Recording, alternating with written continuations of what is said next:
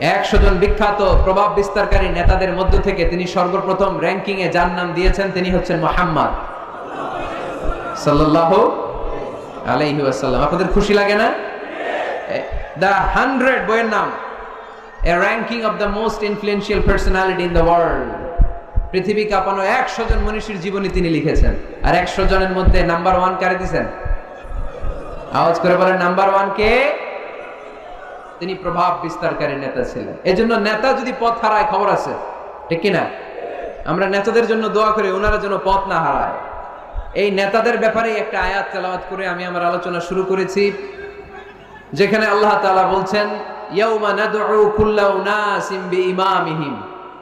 কিয়ামতের দিনটা হবে এমন দিন যেদিন প্রত্যেক দলকে আমি নেতা সহকারে ডাক দিব। পৃথিবীর প্রতিটি মানুষ নেতাদেরকে নিয়ে দাঁড়াবে। নেতারা যদি গোল্লায় যায় অনুসারীরাও গোল্লায় যাবে। নেতা যদি